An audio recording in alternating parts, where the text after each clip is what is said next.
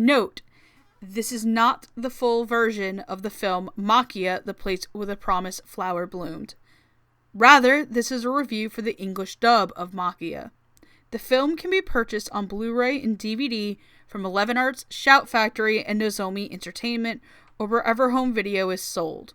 Please support the official release. Sincerely, the Dub Talk Podcast. Warning, the following may contain strong language in situations that are not suitable for all audiences.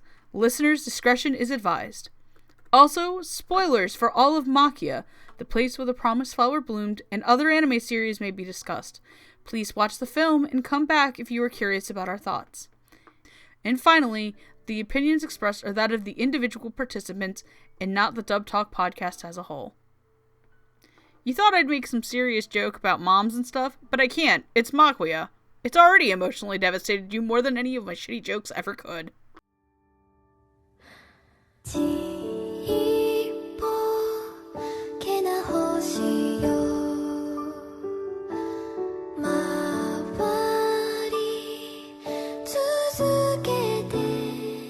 Hello one and all, and welcome to Dub Talk, the show where a group of friends get together, cry about how much we love our moms, and wonder why that dragon needs a thing of Visine. Yeah, he's got a bit of a messy eye situation going on with his Got some red eye. Tonight, we welcome you back to another episode of Summer at the Movies.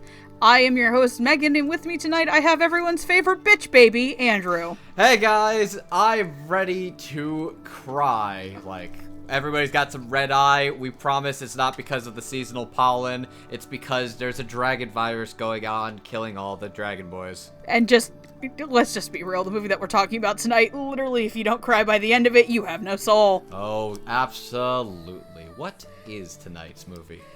Tonight, we are talking about the 2018 film from PA Works and the directorial debut of Mari Okada. That's right, Mari Makes You Cry About Christmas Okada directed a movie, and it's called Maquia, the place where the promised flower bloomed. So, let's get to... I'm trying to remember what the fuck that Toradora song's called. Lose my pieces, I think. Lost my Let's pieces. Let's gather all the pieces you lost crying about every other thing she's ever written. And let's get to a plot summary of Maquia. Before I do get into a plot summary of Maquia, please remember that this is a review of the dub of the movie and not the actual film. Stop trying to be a dirty pirate. Yes, we kind of have learned doing this for the past 2 years. There is a shocking number of people who are going to click on this video and believe this is the full feature film. Nope, this is two idiots on the internet who are going to gush about how fantastic this dub is and cry our eyes out about how great this movie is too. So, I've seen this movie 4 times! I've seen it twice now, once with you in Boston, and boy, by the end of this, my face hurt. This is a gorgeous movie. Yeah, I can't even make fun of him. So let's give you a brief plot synopsis. Maquia is the story of Maquia, a girl from the Eorf people. Known as the Clan of the Separated, they spend their days weaving. Their bodies may look like teenagers or children, but they are ageless themselves. One night, the kingdom of Mazarte sends their armies to capture all their women, thinking that it, along with the Renato, sorry, the dragons are called Renato, the Renato will seize their power and legacy. Maquia is taken by a Renato who gets red eye, a disease that basically causes them to go crazy and gets lost in the woods. About to kill herself from being separated from her family, she comes across a baby whose own family had been murdered that night. Adopting the child, two lost children come together and go out into the world. Maquia must learn how to be a mother and raise Ariel, a child who would get older while she still stays the same. If I had to describe what this movie is, I feel like this is Mari Okada or a Japanese writer basically making their own Western children's fairy tale. It is a beautiful, amazing movie that has a ton of stuff going on, but it is goddamn amazing, and everybody should watch it at least once. So tonight we are going to be doing a review of the dub of this movie that was Done and produced by 11 Arts. If you wish to buy the DVDs, you can buy it as a team up between them and Shout Factory and them and Nozomi Entertainment if you would like to get the really, really nice collector's edition, which I have because I am a sucker for this movie, and because I actually think it was the best movie last year, unlike the Crunchyroll Awards. Man, I still think...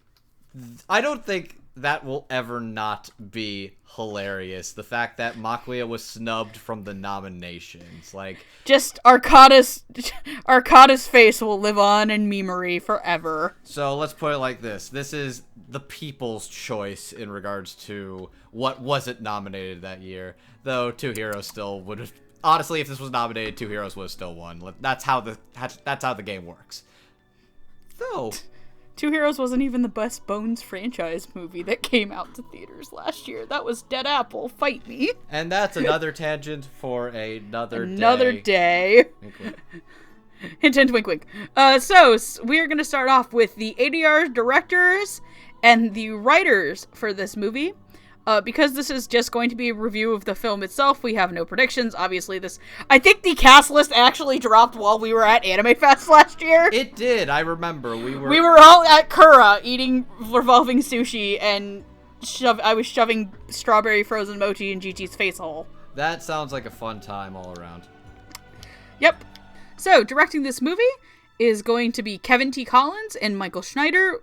And the writer on this movie is going to be one Christian Lamont. So, Kevin T. Collins, as a director, the only thing on A&N that popped up was this. Was this movie. This is the only thing that he has been the director of as a movie, from what I understand from Anime News Network. This is his directorial debut, you say? Basically, yes. I could be wrong, and I feel like I might be, but oh well. For Michael Schneider, he did some directing work on Fireworks, Did We See It From the Bottom of the Top, Mirai, and Oko's Inn. And Christian Lamont also did writing on Fireworks, Kakigurui, and Castletown Dandelion. So, it's just the two of us. So, I guess, do you want to go first? Because you're the person who hasn't seen this like 4 times, so. Okay, I have seen this twice, so I do at least still have some impression of how this goes. I will say, this is a very interesting cast of characters, for sure. This is recorded at NYAV Post. The thing that's interesting about NYAV Post is that they have 2 studios located, one in California and the other in, surprise, surprise, New York. Mm-hmm. NY being New York. Who'd have thunk it? So the thing that's interesting about their particular dubs is that they have casts from all over. They have a couple of people who are located in the New York tri-state area. You've got actors that are located in the California area. You even got a couple of people who will sometimes show up from Canada or Texas. They'll pop in a couple of dubs. Like, I think a couple of the ensemble of this cast were some Texas people as well, though I don't think they'll come up in tonight's performance. Another thing that's of note is that they actually get child actors when it comes to their dubs, and we will be talking about actual children in this, and they sound very natural, and like they sound like children. So sometimes when they say a little bit of expository dialogue, it sounds a little bit clunky, but I can forgive at least like a 7-year-old being a little clunky in regards to delivery.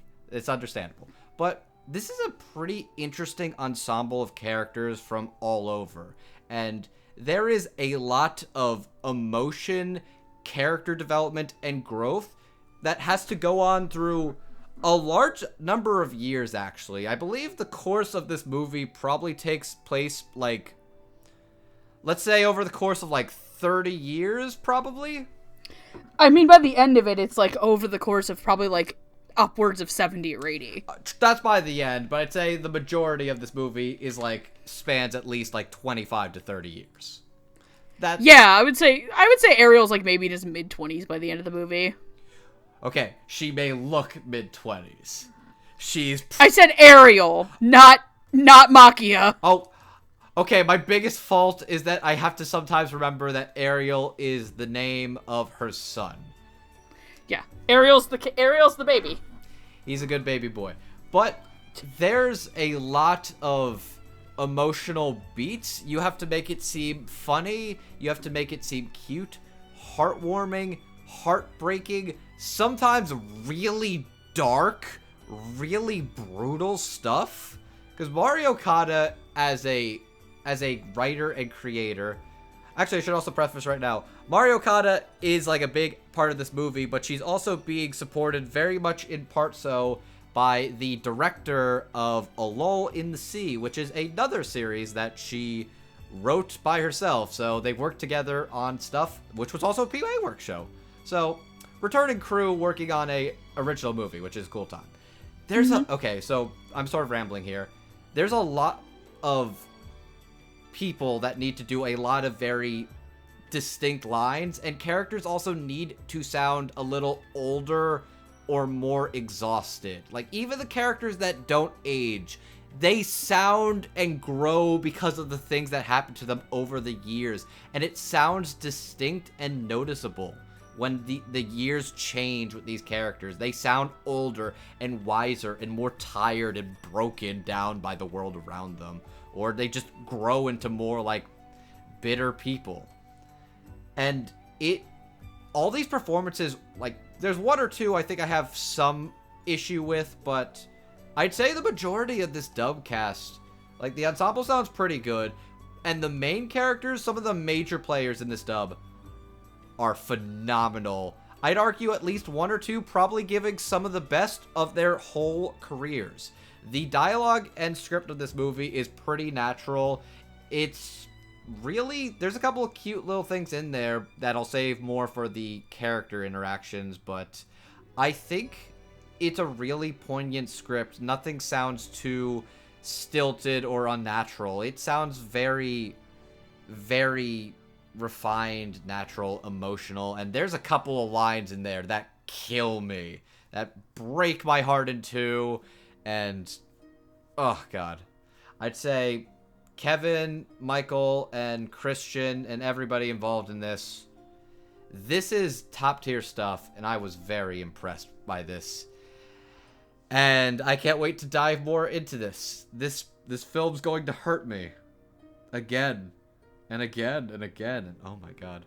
So, the first time I watched this movie was subtitled in the theaters, and I have a kind of embarrassing story that, like, I got really sick in the middle of the movie. Like, my stomach was just very upset.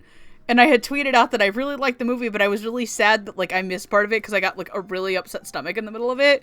And PA Works liked my tweet. That's still very funny when something like that happens. It's like, oh, thanks, PA Works, for acknowledging that I got the shits. They were also acknowledging that, thank you for coming out to support our movie. See our movie. Yeah, the first time I saw this movie, like, I missed, like, a good chunk where Ariel is, like, kind of in the angsty teen phase. And, so I was very confused at certain parts. I was like, why the fuck is you here now? But I remember, the most vivid thing I remember is crying to, like, the last 15 minutes of this movie.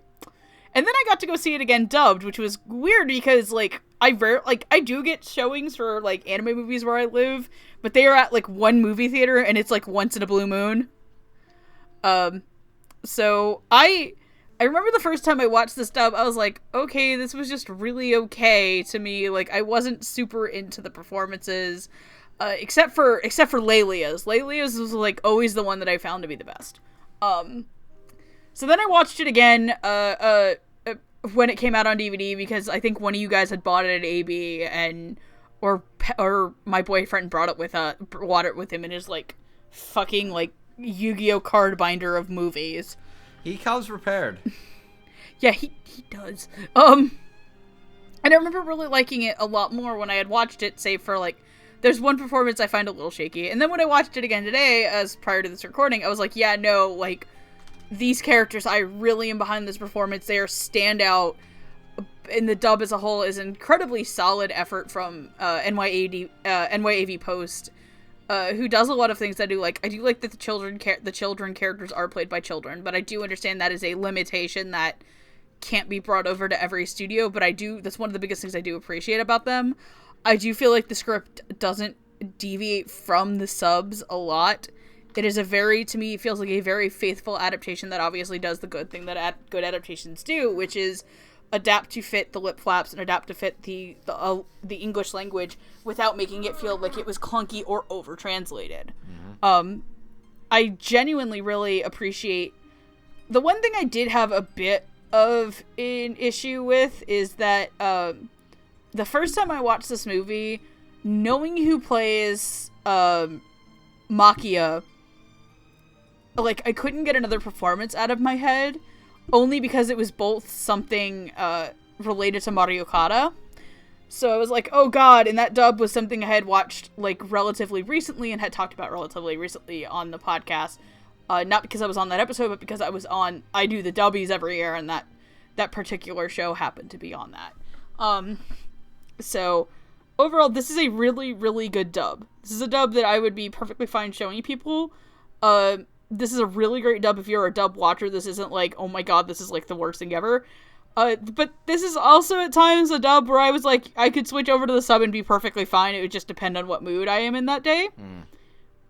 Like I said, this was a movie that came out last year. This was dubby contending eligible, and I think I was like the only person who had actually fucking seen the dub at that point. It's like they're eligible when they are in the theaters, though it also is dependent sometimes on which of us were able to get a screening or go to the theaters to see them. And I was the person who did, and even then this movie wasn't really, like, when it came to the fan vote and when it came to stuff, like, it wasn't the movie dub that I was gonna really push for. Like, I do think, like, in terms of other dubs that NYADV Post has done, I would say I do think A Silent Voice and Your Name were stronger movie dubs than this. That's fair.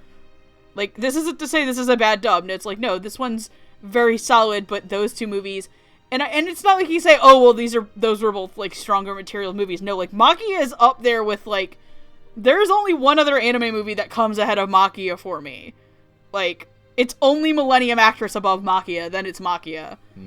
And I will say this because I know a lot of people, you know what, I'm going to save it for that character because I want to call some shit out about things, but, no, so I do think that Kevin, Michael, and Christian really did a great job with what they were doing. So, are you good to move on to the first set of characters? I would love to talk about some of the characters in this series. Awesome, so we're going to start with the village of the Eorf, kind of. There is Racine, who is the elder of the village of the Eorf, and Barlow, a man who travels around, who Maquia ends up learning is half Eorf. And he kind of is just always kind of there when she needs him, and he's kind of like this mythical, like, fairy godfather, but he's drunk and smells, probably. Your fairy godfather who's just drunk sometimes, but he gets you out of a jam when you need him. Yeah, he'd be like if Orson Welles was your fairy godfather, but he clearly reeks of alcohol. Okay, now I'm just imagining Orson Welles in this universe, and I'm trying to imagine how well he'd fare. Okay, my mom thought Orson Welles was the voice of Frosty the Snowman earlier. We were having quite the conversation on the way back from Knitter tonight. That is very out of context, I could tell, but now I'm just imagining Orson Welles as Frosty the Snowman, though. Now I'm also just imagining Orson Welles being... Would he be an Okay, because first of all, Orson Welles would probably be a more competent king of Mazarte. Shout out to Mike Pollock as the king of Mazarte. We're not talking about because he doesn't have enough scenes. But Mike Pollock, you're the best at what you do, and thank you for being a delight. Dr. Eggman keeps getting rid of our dragons. Oh, god damn it. No, it's because my mom got Frosty the Snowman and Miracle on 34th Street confused in the car earlier. Okay, that's great. So, getting back on track, playing the voice of Rasheen is Libika Shah, and playing Barlow is Daniel J. Edwards. Libika Shah you'll know as Lala Sune in Mobile Suit Gundam The Origin, Kokoa in Pokemon Diamond and Pearl, and Yeiko Nishima in a silent voice. I think that's Shoko's mom. That is Shoko's mom. His mom. Okay, cool. Daniel J. Edwards you'll know as Sentaro Omi in Judentan, Brick Telcat in Mobile Suit Gundam Narrative, and Ryoichi Kyogoku in Psychic School Wars. Sorry, I can read. Go ahead. Look, sometimes you need to prepare yourself, even as somebody who can remember all the sword is by memory. You need to prepare yourself sometimes. What are you, nuts? I call half of them by their English voice actor. Okay, sometimes gets them right. So I'll say first and foremost, these are kind of like smaller characters, but I think they are very interesting characters to discuss. Racine, which I also wrote down for a couple of these characters how to pronounce some of their names. It is Ra-Seen, as in you have seen her. I mean, who wouldn't want to see her? She's older, but she still got it. Good for her. So Lipica's performance as Racine is very sultry, but somebody who is wise and has lived a very vast life. She knows the ways of the world. She knows how beautiful the world is. She knows how cruel it is. She knows that to be the clan of the separated, you have to, surprise, surprise, separate yourself from the rest of the world. And that's because there's the dangers of the people who want to use and abuse you, as well as just the idea that if you ever get too attached, you will outlive those you are attached to, which I always find a really interesting thing. If I had to compare the Eorth people from any other piece of a fictional universe, that's what I meant to say, they kind of remind me a lot of the Asari from the Mass Effect series, which, for those who are uninformed, the Asari are a single-gendered people from the Mass Effect universe. They are all thousands of years old, and they have the ability to, like, reconnect and copulate with any other species. But the problem is sometimes some species, they will not live long enough. Like, if they partner with a human can live up to like 100 years, which is barely a full 10th of an Asari lifespan. So the elder to Maquia is like, even if you get attached, if you ever go outside, you will eventually be alone. There's the thing she says, if you ever fall to love, then you will truly be alone. Because she is somebody who clearly cares a lot for Maquia. Because Maquia, an interesting thing, I believe she is an orphan. And as far as a parental... Yeah, she is. I think she actually says to another character, I never had a mom. Yeah, she never had a mom. Racine is basically the closest to a parental figure she has, and she is very much the leader and parental figure of everybody. She is... Oh god, I'm about to give a terrible image in your mind. She is the matriarchal Papa Smurf of the Eorth. Oh lord. So, there's an image that I will not take back. I was thinking of the Asari, and then I thought of the Smurf, because they are blue, and that is where my mind led to, and that is a terrible image. Lipica has a very, like, distinct, sultry, cool tone of voice I think works very well. Barlow is interesting, because Daniel is somebody I've seen in a couple of things, but I've not heard much of his work. He sounds like a very carefree, nonchalant, drunk uncle. He's a bit of a drifter who kind of goes place to place. He's a bit of a vagabond. Because when we find him, he's just kind of chilling there, drinking, while there's a bunch of dead bodies around, as Maquia looks there, horrified at the sight, and he's just like, hey, this your first rodeo with dead people? Cool, get used to it. You'll see it a lot. He's just there drinking, like... Hey kids, want to see a dead body? Hey kids, want to see a dead body? Here's a pile to choose from. Oh wait, that one's not dead. Well, he'll be there in a second. Which, unrelated. Can we talk about how amazingly awful the sound design was of... Oh yeah, we're like, you just like hear her like unfurling the bones and they're breaking, and Barlow's like, can you not? It's like, are you gonna do this right now? Right in front of my drink? That's not cool. Right in front of my salad. Right in front of my salad. The salad that I stole from them. Yeah, like, that's my thing, is like, I'm like 100% convinced that Barlow was like raiding their camp after they were fucking killed. Which, here's the thing, he's a good dude, but he also is somebody who clearly lives off the land, and like, what else are you gonna do? Steal from people who clearly aren't going to use their supplies? Like, they're not gonna use it. You might as well. But I just love how terrifying the sound design of breaking their fingers is to get baby Ariel out. But I think Daniel has a very distinct voice. I think he's a little stiff at times, but I think he has this level of indifference to his tone of voice, but you can tell he clearly cares, and he helps Maquia out a bunch, especially at the end of the movie, because they're kind of like there for each other to rebuild their home and their people.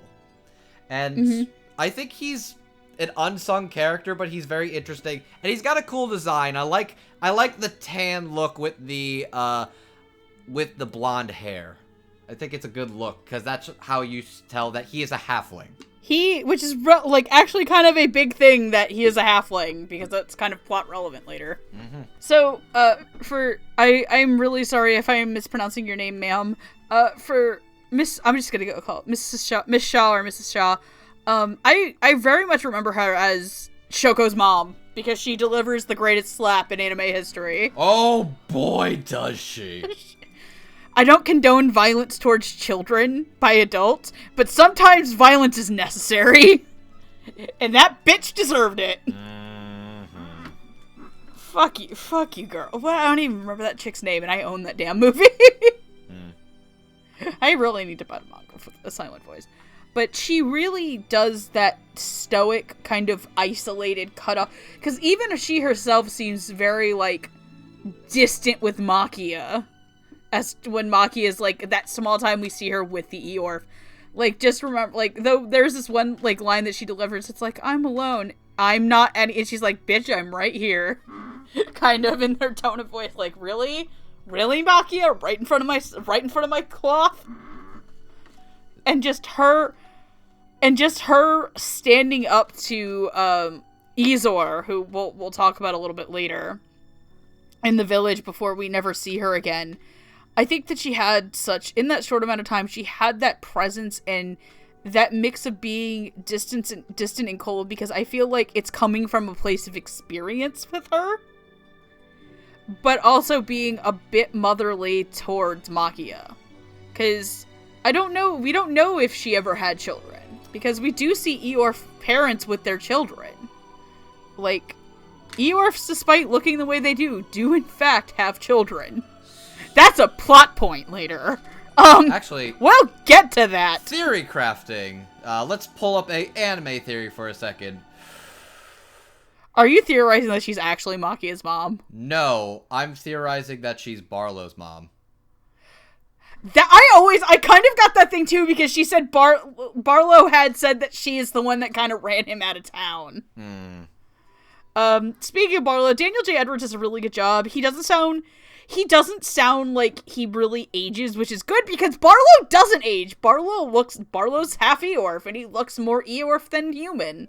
I think he does a really good job with making the exposition that because let's face it, Barlow does a lot of exposition dumping. He makes it come off very charming and very solid. He does the thing that I like in secondary characters, where they are they stand out from the background, but they do not overpower the main cast. And I think he does have a couple of really good deliveries, including the one about the one lost child finds another. He is the one that gets to drop that really great line. And then there's another one where he talks about how humans play their role. First they stare, then they talk. Oh. In that first they stare, they think restraint, then they talk about how to take care of us, and then basically he's like, they start to kill and they start to take us. And there's a lot of really awful things that we're going to talk about in like 2 sections from now. That's where I want to spend a lot talking about like one character and like how kind of fucked up deal she gets in a lot of this movie. Oh boy, we'll get to that, but yeah, but I think that Miss Shaw and Daniel did a really, really great job. So, are we ready to move away from some Eorfs and into some people? I'm ready to talk about some moms. Let's talk about 2 good moms. Mito is the mom of 2 children, Lang and I forget the fucking other one's name. He's Lang, the other one, and the goodest of dogs. Dogs. I remember the second kid less and more the dog, because he was just being, I think it was a she. I remember she was being a very good dog. She had the tail around. Okay, no, it's Dita, Mito is the mom to Lang and, I believe his name is Daryl. Ah, okay. Lang and Daryl. she basically finds Maquia in her. She's a goat farmer. She makes goat cheese, and she finds Maquia in her barn of goats with Maquia holding up a baby Ariel to the goat udders, and Maquia goes, "I don't know how these work." That is like the saddest but funniest thing. It's just, you just wake up one morning, there's a girl in your barn with a baby to your goat's udders. Like, I don't understand. And my favorite part about it is, like, before she goes, she, like, kind of looks over, like, grabs a pitchfork and is ready to stab. And, like, Maki is crying, and baby Ariel is just smacking the udders. He just keeps smacking. And because Ariel's an actual literal baby child. The actual literalist baby child. And Mito's just like, well, I guess this might as well be my Monday morning. It's like, welp, here we are. She takes care of the farm. She takes care of Maquia. She's kind of Maquia, like, self-describes her as kind of like her big sister. Very much so. And I think she is the ideal mother to Maquia in the world. Dita is a little girl in the village who pisses off Ariel the day before he leaves, and she never gets to apologize to him. Who eventually grows up and becomes his wife and mothers their child Lily, and basically the two of them were, as I think by their daughter Lily's own admission, the most perfect couple there ever was. So playing Mito is Allegra Clark, and playing Dita's older self is Ryan Bartley. Dita does have a younger voice who we are unfortunately not going to talk about because she literally has like 2 freaking lines in the whole movie, and that is Katie Harvey. Okay. So, play Allegra Clark, you'll know as Archer in she's Archer of Red in Fate Apocrypha, Jinyu in FLCL Progressive, and of course, everyone's favorite MILF so good that it makes you cheat on your own wife. Tomoko Hikashikita in JoJo's Bizarre Adventure Diamond is Unbreakable. Ryan Bartley you'll know as Ram in both ReZero and Isekai Quartet, Komugi and Hunter x Hunter, and Yuna in Sword Art Online Ordinal Scale. So, let's talk about the 2 good moms. They are great moms doing their best. There's 2 different approaches to moms that... I think the thing that's really interesting about Mito, that I think what's really integral to Mito that's really important to Maquia, she is a widow and single mom of 2 kids and living as a farmhand. Like, she is by herself because her husband, as she mentions, she was killed by a Renato with red eye. She was killed by a Renato with red eye, which I don't know if that implies that he was a soldier or if he was just walking home to get some cigarettes one day and then just got hit in a freak Renato accident. Would cigarettes exist in this world, or would they be pipes? I think what was I watching where somebody was... Oh, wait, no, that was Black Clover, not this. Okay, yeah. The Black Clover is a very... I was like, there's cigarettes. I was like, wait, that's Yami, not anybody in this fucking movie. I'm just thinking, nobody smokes in this movie. They definitely drink, though. We'll get to that one later. But oh, yeah. Mito and Allegra is great, because Allegra has this very authoritative voice to her tone. She sounds wise, she sounds stern, she is tough and stern and ready to throw down because she is tough and is willing to survive in this world. And by survive in this world, as in survive as a mom who is taking care of 2 kids by herself. She's gotten tough and stern, but she is sweet and caring. She gives a little tough love to her kids sometimes, but she is somebody who is basically willing to give a complete stranger with nothing, not even a name for a child she picked off the street, and she's willing to give her a chance, give her a place in her home, help her out, give her a place, like gives her a job basically as a seamstress, because a big thing about the Eorth is they weave cloth, the Hepial, which is a representation of who they are and a part of their life story. Yeah, and Hepial as a thing can contain messages. Like, that is how the Eorth speak to each other. Like, that is an integral way that they do communicate with each other, which is, by the way, a really cool world-building thing. Oh, yeah, that's really neat, and I actually like the way they implement that sometimes. But Mito, like, Allegra's got this tough tone of voice about her, and but she's very cool. Like, she is a badass, and she cares for her kids, but it's also just a lot of fun watching her interact with Maquia and her kid, and I love when she gives her, telling her about how do you survive this world, how do you do this, and it's like, what is it about being a mom?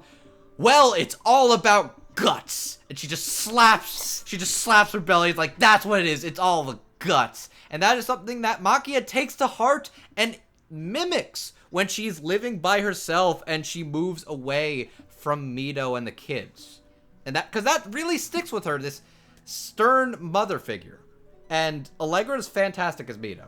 And Dita, Ryan Bartley has a very she sounds cute but a little bit spunky, but you can definitely tell she is like a younger mother who is very much in love with the man, her childhood. By the way, you know how many anime where the childhood friend gets nothing or gets screwed over? Congratulations to Dita being a childhood friend that gets lucky. Good on you, Dita. Good on you, girl. But Riot is spunky, she's cute, but she sounds very soft-spoken. And also, credit to her, she has to act out birth. She has to... Yeah, she gets to do the mom equivalency of going Super Saiyan. Fuck. And this is to go even further beyond. It's a girl. But aw, man, Toriyama can't use that. Fucking hell. Now I'm just imagining every woman in Dragon Ball Z had to give like a Super Saiyan pregnancy. Okay. Only Bulma. Bulma got magical C-section via God. She's also like the richest person in the world. She can afford it. Anyway, Bitch, back on track. She did not pay Whis. Bullshit. She didn't fucking pay Whis. Okay. Oh, right, that got retconned and Whis gave birth to Bola. That's right, okay. I have to get used to the super continuity. Anyways, off track. Ryan sounds very good, and there's a lot of, like, yelling and stress that has to go with playing Dita. But my favorite thing about her as a character is when she's crying when her hubby returns home from the war that they lose badly. And she's, like, this is what killed me when I first watched this movie, where she's just crying. It's like, I said something terrible. I made fun of you for liking your mom. Your mom is the fucking best! Like, Maquia just kind of happens to find her while she's in the middle of a war situation. It's just like, this is Ariel's kid. Please help me. And she kind of basically helps her birth a child. And it goes well. And it's adorable, and Ryan does a great job being this fun character, and Dita's adorable. So I'll start with Mito. I love that Allegra Clark is Mito. I love Mito's her performance as Mito, because she doesn't make her, like, I brought up Tomoko, which Mito and Tomoko don't sound anything alike. They do not. And they're both moms. I like that she makes Mito sound older than Maquia, but not, like, older, like, 40, 50-year-old woman. She sounds like a woman solidly in her 30s. Yeah, like, definitely. I love that the whole, like, it's about guts thing, and just, Mito is, like, the actual coolest. Oh, absolutely. I would watch an entire movie just about Mito doing shit. Like, she is the single mom in a fantasy world surviving and doing her best, and... Actually, one thing I forgot to mention. She delivers the hard lessons. Like, is everybody going to die? To die? Yes. Which, I didn't quite cry there, but that is the goodest doggo in the world, and watching her get old... Does the dog die in Maquia? Unfortunately. Yes, but she's a good dog. She dies of natural causes, and she lives a wonderful life. Just the way that she delivers that is, like, so, like, kind of harsh and blunt, but you know she's doing it because she has to. And it's like, does everybody die? Yes, unfortunately, but she died a good death. She died, she just went to sleep, she wasn't in pain, and I was like, that is something that, like, my actual mom has done to me. And Allegra did it in, like, a very similar tone that, like, my actual mom would do. So I really appreciate her performance. I do wish Mito was in the film longer or got to come back, because I would have killed to hear Allegra play her at other points in her life. And it is a shame that but, like, obviously this is not a television series, it's a movie, so you can't, like, spend too much time. And this movie has a lot in it. Like, this is a dense 2-hour, like, hour 40-something movie. I'd say for the most part, it doesn't feel like it's ever rushing. There's maybe, like, 1 or 2 parts where it's like, okay, they're definitely kind of cutting some things a little bit, but it was never, like, too distracting to me. Yeah. Moving on to Ryan Bartley, I actually have had no idea until someone told me who the fuck was Older Dita. I thought it was Sarah Williams, like, a lot. Like, I could not tell who that was. Like, every time, like, I just never could tell who it was. So I really, really enjoy it. Ryan Bartley is an actress who's in a lot of things that I just don't watch. At least I'm gonna try to fix the Hunter x Hunter one. Oh, damn right you're going to. I love that. I'm gonna watch all of Black Clover. Oh, so you watch all of Black Clover, not Hunter x Hunter. I see how it is. Ryan does a really good job, and I joke about the Super Saiyan thing, but, like, I have to imagine that that's a really tough session to come and do. Hey, you're giving birth today. And it's, like, not like it's a pretty intense scene. Like, I'm not gonna lie, it's, like, juxtaposed to, like, a bunch of soldiers dying, and I thought Ariel was gonna bite it. Okay, they very much were implying, okay, Ariel might actually bite it in this part. Fucking die. Also, I appreciate I appreciate Okada. Mario Okada adding the feminist perspective of comparing the pain of childbirth to actual war. It's accurate. Yep. I feel bad, because as a joke in my mind when I was watching that scene this morning, because again, this has been like one of the 3rd or 4th times I've ever watched this movie, in my mind I was like, man, that's just me after going to the Taco Bell. Oh. Fuck.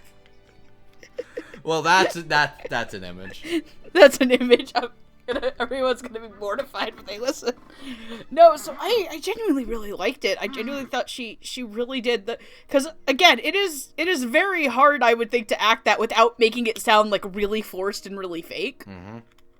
So I think she does a fantastic job of that. And let's talk about the one line that actually killed me, and it's not delivered by Dita, and it's the answer to the whole thing. He's like, I was such an awful, like, kid for saying, like, like, it was weird to love your mom, and I was so jealous of her, and she's, like, crying, and then Ariel, like, in the most smooth line I have ever heard an anime character in love ever say, my mom raised me to become the man who would love you.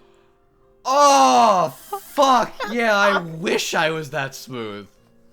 That's just like, this girl has just popped out a baby of you, and just like, man, she can't fuck for a while, but god damn, she probably gave him some for that. Like, that's some, like, that's some, like, drop the panties. I have no retort to this. This is just a very sweet scene. Now we are making a lot of implications. Anyways. But, like, no, I loved it, and I do really like Brian Bartley's performance, and I need to start watching more stuff with her in it, because I think she's a great up-and-coming actress. So let's talk about the army, and kind of one of the bad guys of this movie. Like, sort of bad guy. The guy. We'll talk about it. I mean, I would say the kingdom of Mazarte in general, and the king and the prince, let me get the prince's fucking Hazel. His name's Hazel. Hazel. Yeah, they're kind of officially, I would say, the bad guys, but I would say Izor is kind of the face to more of their badness. And Lang is Mito's older child, who eventually finds Maquia again, when she and Ariel are older, and he is also, actively fallen in love with Maquia. That's gotta mess you up as a kid, being like, this girl who's been living in your house is like the same age as you, and then when you grow up big and strong and cool, and you find out that your childhood crush literally has not aged a day, that's gotta do things to you, man. Yeah, he actively does ask her out at one point. He offers to... He's like, yeah, no, I don't care that you are an immortal creature, an immortal being, like... I'm willing to have a life with you. Which, by the way, A+ for him for taking rejection like a champ. That's never easy. Yeah, I wanted to talk about that. I want to talk about the way that line's delivered. So, but yes, he does take rejection like a champ. Poor motherfucker. Well, he tried. Yeah, that's a moment where you're just like, well, you see what I did there, right? Yep. Thank you. Gold star for effort, hey. Lang. So, playing the older version of Lang is our assistant director, Michael Schneider. Playing the younger version of Lang is Spencer Rosen. And playing Izor is Mark Thompson. Michael Schneider has done background performances for Liz and the Bluebird, Napping Princess, and Lou Over the Wall. Spencer Rosen was Kazuki Shimada in Your Name. He was also in Fireworks and Miss Hozuki. Mark Thompson you'll know as Mr. Honda in 7 of 7, Drawa in Freedom, and this one is going to make a lot of people very, very, very happy / make Andrew laugh his goddamn ass off. At one point, he was partially the voice of Chaz Princeton in Yu-Gi-Oh! GX. No fucking way. He was also Duke Devlin. No fucking I actually didn't know that! What the fuck? He's the Chaz and the Duke? He's bringing sexy back. Oh. Okay, I'm so glad I did not know that. You just blew my fucking mind. You okay, buddy? I will be in a second, but I need a second to process. Okay, I'm good. I'm ready to go. Alright, go ahead. Okay, so first I'll start off with Izor, and getting off the fact that is in fact Duke and Chaz. Chaz it up! Oh god, all the times hearing him say Chaz it up, especially listening to Martin's reviews of going through Yu-Gi-Oh! GX lately. It's been very fun seeing Chaz do his thing. Hey Lelia, Chaz it up. Okay, so Izor is interesting, and Mark Thompson plays him as a very, how do I describe it? He is loyal to the crown very vividly. This is his life. This is his calling.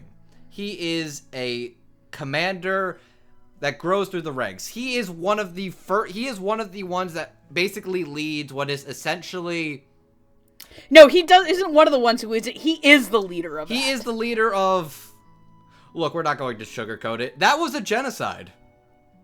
Yeah, he kind of leads the genocide of the Eorth. Orf. And that's kind of messed up and crazy. And then he is somebody who follows his duty for the king and the kingdom, even if he himself is kind of not as cool with the treatment that... How do I describe it?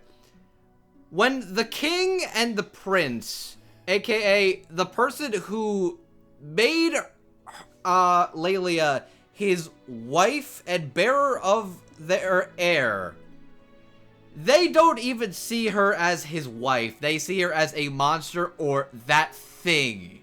They used her, abused her, and tossed her away to basically be a bird in a cage. He is the only one who even attempts to really interact with her, or... Actually, something I noticed. He's one of the few people that actually calls her Princess Lelia. Yeah, I want to say over the course of the movie, Izor is somebody who becomes, I think, more disenchanted with what the kingdom is doing and realizes what he's done is absolutely fucked. Like, it's not something that's given a lot of attention to, but you can very much tell, like, the fact that even in the end, he still, like, showed kindness and care to Lelia. Yeah, like, he, obviously there's a spoiler review. He is the one that saves Lelia from her death. By the hands of somebody that she was once in love with. Like, he is the one who takes that character out, and he actually, in the end, gets punished. He gets captured by the enemy. He is one of the people who got arrested. Yeah, because the kingdom that did all of this... Mazarte falls. Mazarte falls. That is how the movie ends, is the fall of this kingdom. This kingdom that basically destroyed this culture, and at the end of the movie, not only do they fall, the Eorth are rebuilt, and that's really interesting. But Mark has a very... Yeah, I really want to talk about that with, like, specifically Lelia. Oh, yeah, we will have words, but I will go through this quickly.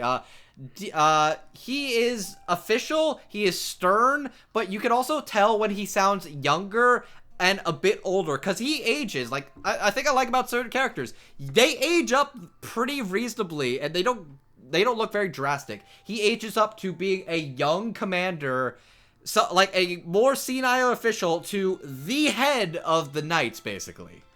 Mm-hmm. And you see it in his face, and you hear it a little bit in his tone of voice, and I think that's really interesting.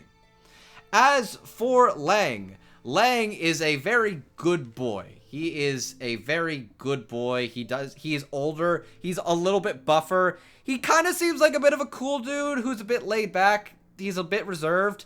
I think he takes rejection of his childhood crush extremely well, and he's a goddamn champ. I don't typically like comparing certain actors or voices to other actors, but there's something about the way when he's a little softer spoken and he's talking to Maquia in a more serious way about how to approach things or to warn her. He kind of sounds like a softer spoken Sonny Strait in certain parts of this movie. Oh, wow. Yeah, it sounds very similar to Sonny Strait to me as a comparison of a tone of voice, because I didn't really have a reference to any other things he's done. I also think he has a really good scene when he's calling out Ariel, when he's like, he kind of wants to get away, or he wants to get away. He's like, this is what you're going to give her. This is what you're treating her as, somebody who's given everything for you. This is how you choose to repay her. He gets angry, because he's like, she has given everything for you, and what the fuck are you doing in return? And that's when he lays it all out, and he helps him out, which... yeah, he's a really interesting character, and he's somebody who is kind to Ariel and a friend to Maquia. And I think Michael, I'm not very familiar with his voice, but I think he does a really good job fitting into the role of Lang, and I really did enjoy his performance. Yeah, let's get through Izor first, because Izor is a character who shows up a lot less frequently than Lang. I think I am very much not, like, okay, look, it has been, like, a decade since I've watched Yu-Gi-Oh! In English. Like, I've purged my timely memories of Yu-Gi-Oh! Like, I don't remember that part of my life for various reasons. So I am not super, super familiar with Mark Thompson as an adult. If you would... Child me probably would have remembered, but adult Megan doesn't fucking remember anything. Adult Megan purged her middle school years. If you're curious of some of our other thoughts on Yu-Gi-Oh! And what we think of the cast, stay tuned later this summer at the movies. Yeah, or I don't know when the fuck this is coming out. Before that. Okay, cool. So, I think Mark Thompson does a good, solid job of being Izor. I do say that he is very soft-spoken for a general, especially when he is with Lelia. Obviously, he has his times of yelling, and I do think that Mark does the good job of shifting his tone with how Izor's own perspective has shifted, because let's face it, like you said, Izor does start a genocide. I think the words out of his mouth are, kill any who resist, take the women. So it is very clear that and we don't know what happens to the other female Eorphs. We don't. Oh boy. We don't. The only one we know that they took was Lelia. For all we know, that they could, and judging, and I hate to be very crude or say something that's like this that could potentially be very triggering to people. If you're paying attention to some of the dialogue of the other soldiers, one of them says to the other one, if you're into this shit, go ahead, you creep. So there is the implication that some of these soldiers potentially raped the other women in the village. Yeah. Like it is a very fucked up and bleak thing that is very much like, you have to sit and think about this as a movie. And I do think that one of the things I do like as on a narrative end, and this doesn't have anything to affect on Mark's performance, because unfortunately, I don't think that Mark speaks in that moment. I think he might, and if he does, it's a very wistful kind of like, yeah, we deserve this. Izor gets arrested. I think that was him, actually. Izor is the only one of the kingdom of the very fucked up royal family that you on screen gets to see him get a pay up for his actions. Yeah, the royal family escapes unscathed. And they get rewarded for the terrible things they do. Things that they've done. Like, they escape, they abandon both Lelia and the princess. And one of the most fucked up things is Prince Hazel yelling, "I don't have a child." Yeah. Which we can get to more of that in the next character segment / in final thoughts. But I think Mark does a good solid job. And Michael, I'm going to talk about Spencer Rosen first. Spencer does a good job doing a very empowered speech that does sound like a teenage boy straining his voice, because he is very much upset at this moment too, where he younger Lang yells at Maquia about crying in front of Ariel, where he's like, "You're his mom, you can't cry," and you can like hear his voice kind of cracking and straining. It's like, "Moms don't cry, our mom doesn't cry, you knew this was gonna happen, you gotta be strong, how are you ever gonna protect him?" Which is great, because it's also juxtaposed by Michael Schneider doing a really great job as older Lang telling Ariel to fuck off. To which, a lot of people, like, there are some people I know who have a problem with how Ariel acts in this movie.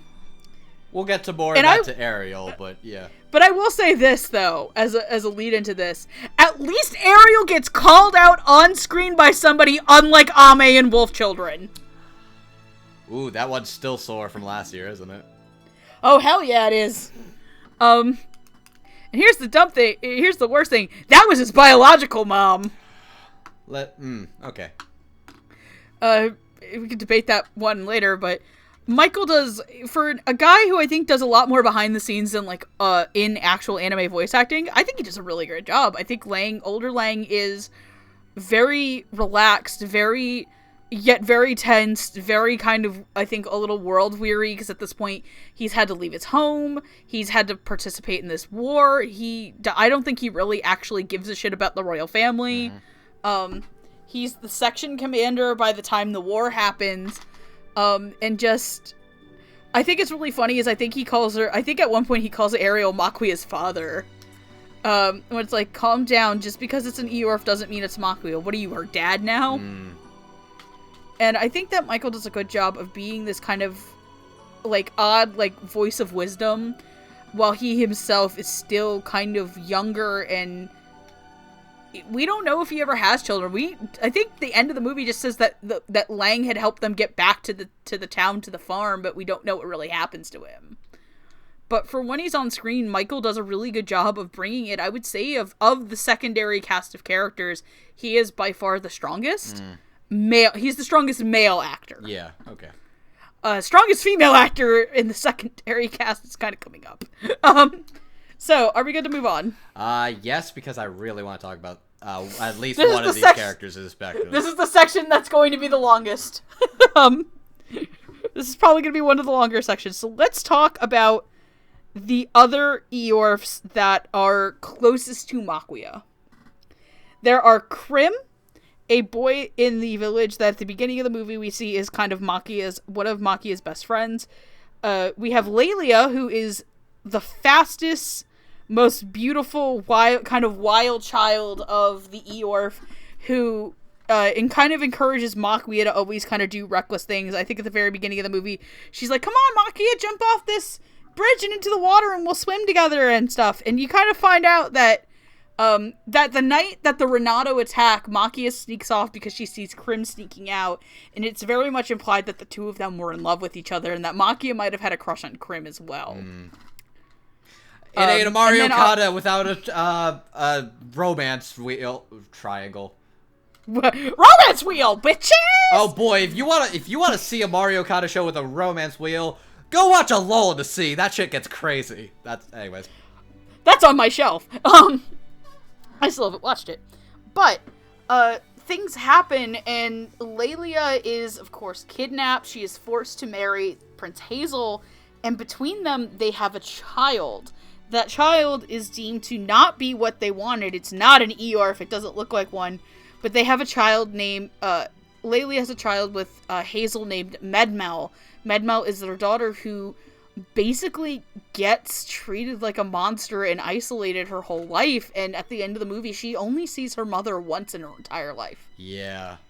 And it is a moment that'll drive you to damn tears.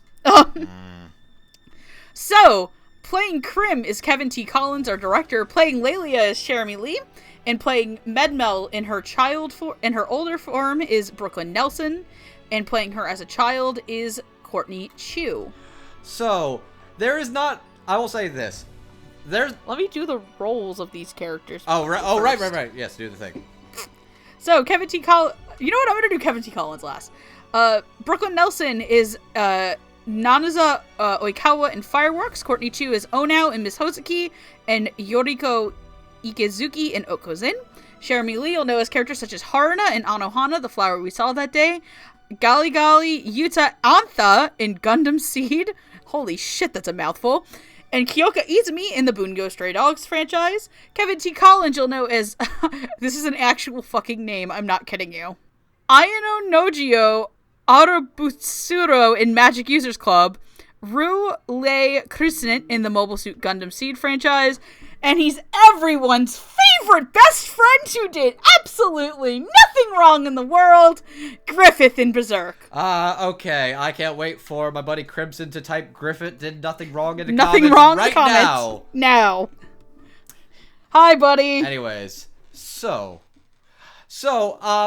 there was something we were talking about. I think we were originally going to do this as Krim and Lelia, but we threw Medmel in. Medmel in because her parents forgot her. We shouldn't either. That was it, yes, and I agreed with you immediately. Poor fucking Medmel.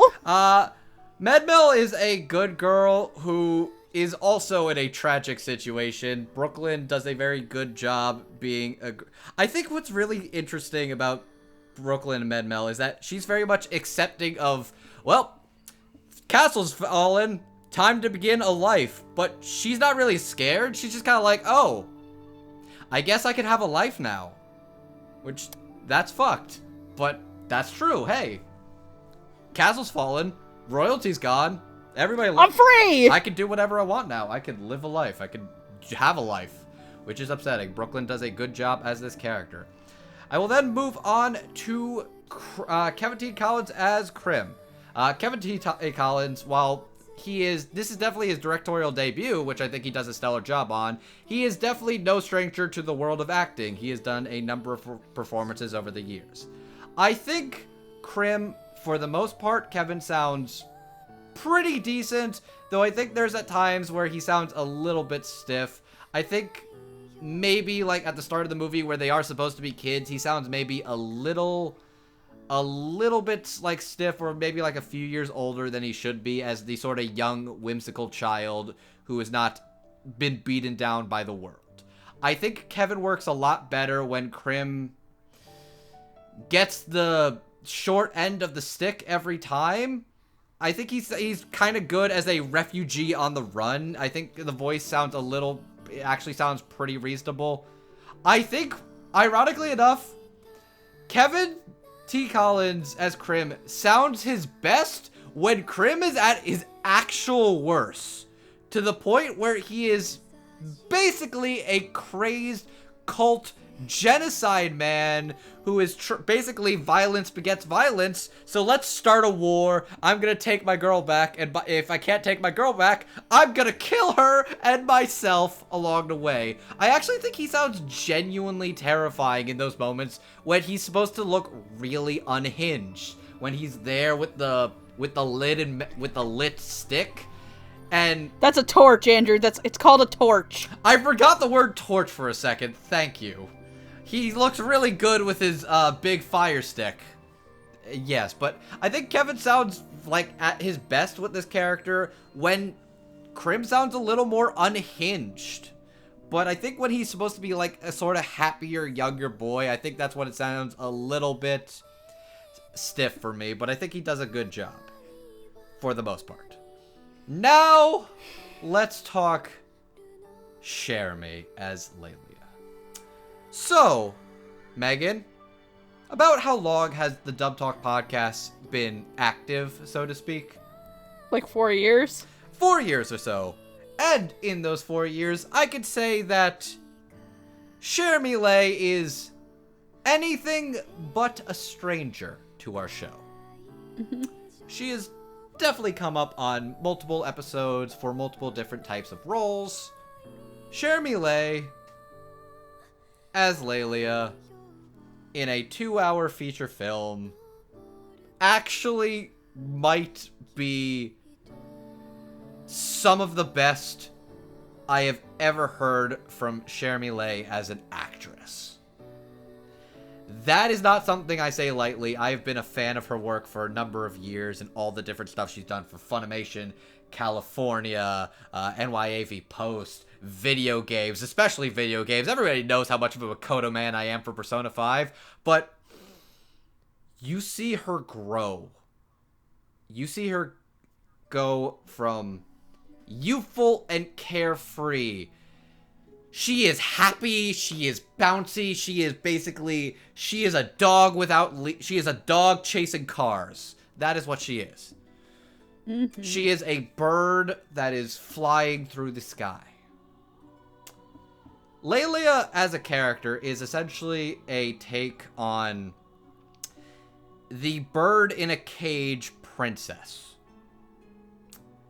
And as far as that particular archetype, it's basically like a princess who has been forced against her will, locked in a castle, who kind of wants to see the world. The process with Lelia is extra heartbreaking because you see her as this young, carefree girl in love and free. And you see her chained in a castle that does not love her, that does not respect her, that does not acknowledge her, that doesn't even care for her, that would not care if she dropped dead the next day. She finds sympathy with the Renato who are chained and want to be free. There's so many lines I want to say. It's just, if you have wings, tell me why you don't fly away. She just sounds so tired and beaten down and broken and cold, and how fucking merciless she is when she is able to use her own pregnancy as like a bargaining and like, don't hurt my friend. You know what comes next if you do. It's like, oh Christ, that's how bad it's gotten for her. But I think another thing that's really notable about Jeremy Lee. I'll let you go more into this particular part. When she finally snaps, I will let you talk about that. But all I will say is I want to mention there's something she says at the end when she's kind of breaking and crying at the end. I don't want to be alone anymore. And I find that interesting because actually writing notes, if you ever fall to love, then you'll truly be alone, is something echoed by the elder Racine. Mm-hmm. She loved Krim. She loved the world. She loved freedom. She loved her life. The more you love, the more you'll truly be alone when it's taken from you. Fuck, this movie is so good! Yeah, this is like the darkest this movie ever gets is what happens to Lelia. And I think one of the best parts of Lelia and Jeremy, outside of that, I will say this. I want to see where I wrote it down.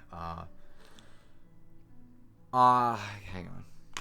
I need to Control F to find I wrote it, because I know I wrote it. Yes, I wrote it in the wrong section. That's why I couldn't find it. The thing she says when she finally encounters Menmel for the first time. I am Lelia. I am wild, strong-willed. I am reckless.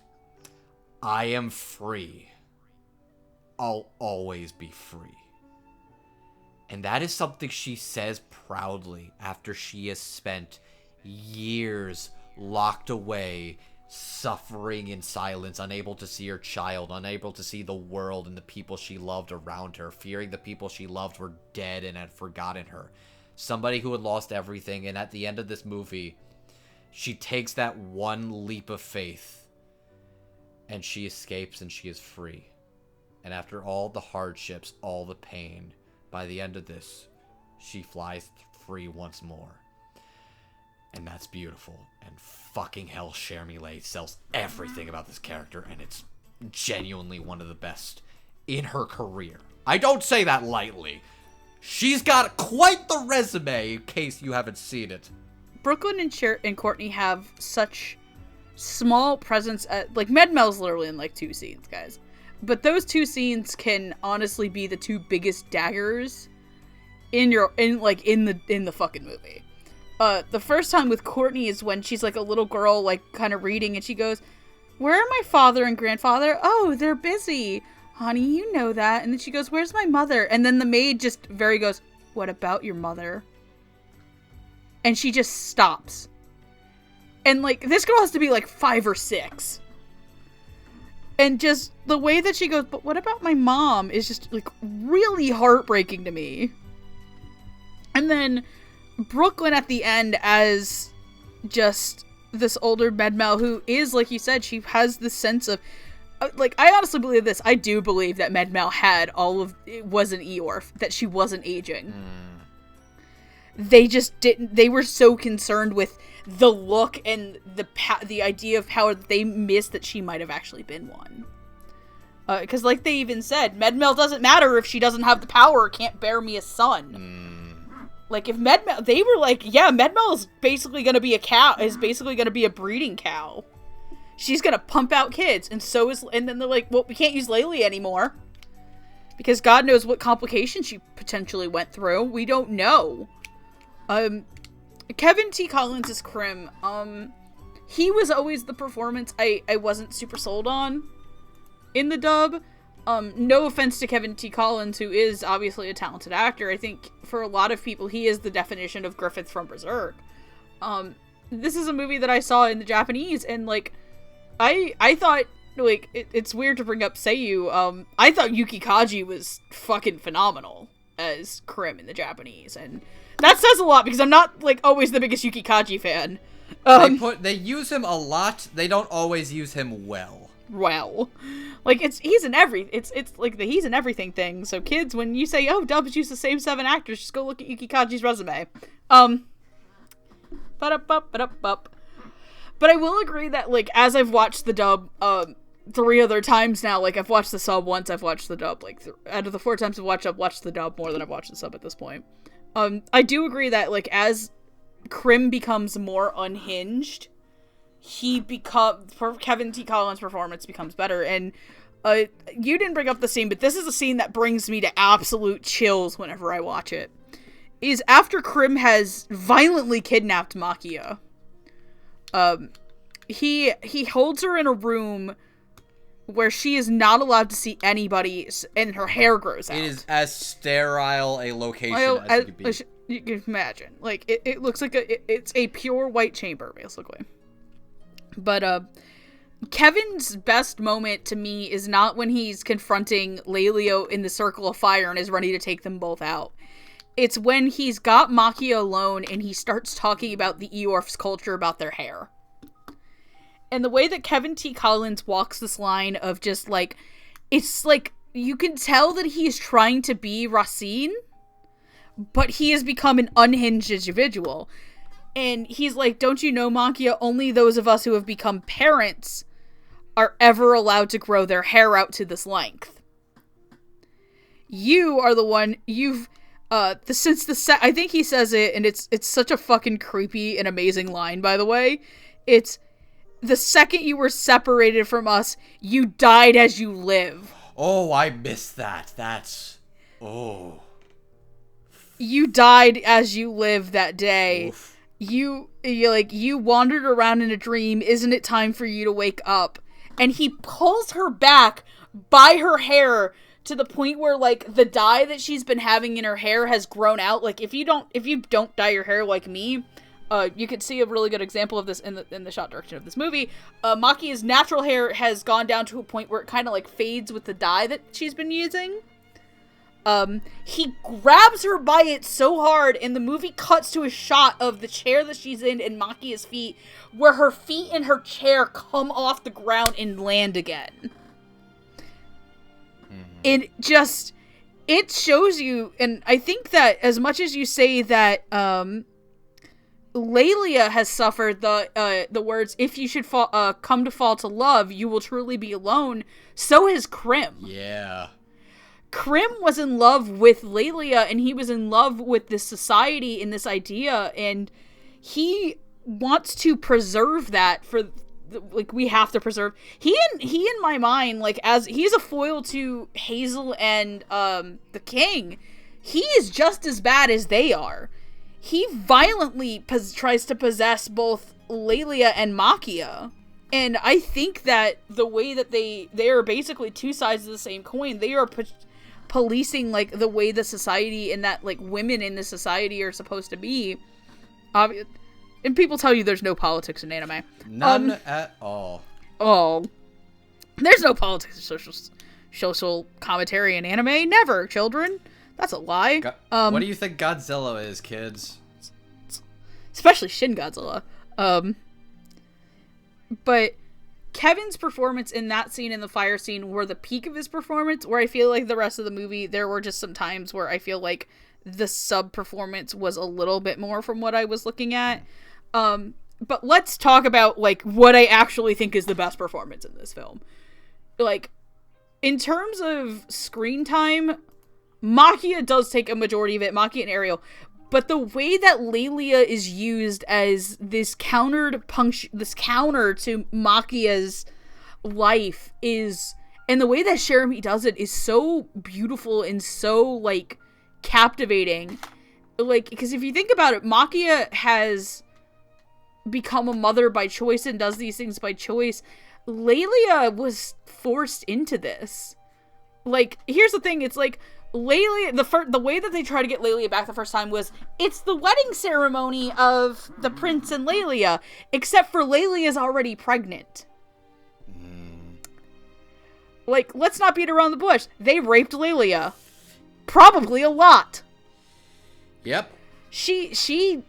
And then they take her child from her violently, from what I think the movie kind of does. And I think, to me, like, the two really standout scenes, besides the ending one, which I think I'm not going to try to expand on and any other thing than that, is that moment where she talks to Maquia, and she goes, Maquia, what are you doing here? What are we going? And Maquia says, come on, Lelia, you have wings. You can fly. You can get out. You can fly over these walls. And Lelia steps out of the light and back into the shadows and goes, I can't do this. And Maquia's like, why? And then she just puts her hand to where her belly would grow. And it's wordlessly done that she is pregnant with a child of this nation. And then that when Izor comes, she is like, if you even take one step towards me, and you can kind of start to see the break coming to Lelia, I will stab this through me, kill this child, and myself. Yeah. I will commit suicide. And feticide. And then comes what I think is, if I had to show anybody where people are like, oh, Jeremy is only Lucy from Fairy Tail. She can only do, like, the shonen, like, girly battle stuff. She can't be taken seriously as an actress in a dub. I would force them down to watch that scene where she snaps and pulls the jewelry off. It is bone-chilling. Oh, yeah. Like, that is a scene that I think, regardless of language, will make you like sit on the edge of your seat. Just how, like, you murder, like, she's like, okay, this is like a really weird comparison, and this is gonna be extra weird because this movie's getting like a CG remake soon. It reminds me of when Scar gets confronted by Simba, and Simba's like, murderer. Interesting. Where, like, he's like, you tell them who killed Mufasa. And then you get the, I killed Mufasa, and then all the shit goes down and the Hans Zimmer score kicks in. Another thing I want to mention that's not related to the actual, like, acting of Jeremy there is, that scene is animated so fucking well. You see... Oh, yeah, like, the whole scene from, like, music to acting to animation and just, like, the shot composition... Like, the shot of Lelia's eyes as she's crying and they're wild and mad going, and how Jeremy leaves, bring me Maquia. Bring her to me. I am alone. And, like, she has gone unhinged, and just how many shots are not of, like, Lelia's torso where you can see her face as she talks, but Lelia's torso as where her womb would be. I didn't even notice that. Wow, okay. I am a film studies major. This movie is, like, something I'd write a thesis on. There's plenty to write about, but there's so much to talk about. Like, this is probably going to be a really long Summer at the Movies episode, but guys, there's a lot to go over. This is a very dense movie, especially, like, when you have to talk about stuff like shot composition and, like, body posturing in shots, because it really does... a lot of people don't think, like, why would this have anything to do with, like, a performance? No, because those are mood setters. Those are things that inform you visually with what's supposed to match up out of you audioly. Could you imagine having all those 10 shots and be like, bring me Maquia? Or, like, she was depressed. No, it's not that she's depressed. It's that she's unhinged. She is snapped. She is going over the fact that not only is this the scene where you learn that the other Eeyores that were with Krim were brutally murdered in front of her. The first time she has seen them since another Eeyore since Maquia. Remember, one of the other things that I think makes her hesitate about leaving with Maquia is knowing that she would have to see Krim while being pregnant. And all of the social stigma that has to, like, we don't know if this carries in that world. I'm going to assume that it is. The social stigma that I am going to face the man that I love, knowing that I have been sexually assaulted, and he may not see me as the same woman. He might see me as disgusting and dirty. And by the end of it, I think that fear in Lelia is rendered true. When she says, I want to go with you, I do, but I want to see my daughter again. She is what's been keeping me alive, not you. And that is a thing to talk about in that fire scene that Sherry also does really well too, where she delivers that whole speech to Krim where it's, I did not live for you. I thought you were dead. Yeah. I thought you were killed. I gave up on ever seeing you people again. I lived for the chance to be with my child again. And his response is, well, fuck you, you're dying. He's like, he basically treats her like he has treated Maquia, that the world outside has tainted them, has dirtied them. He has fallen to love. He fell to the love that he had of Lelia in, like, a kind of like you said, creepy cultist thing about the purity of his race. This is a good fucking movie, guys. Fucking movie. This is, like, the most heavy... This is what happens when you put two people who went to film school together. But... Yeah, Jeremy's really good. Really good.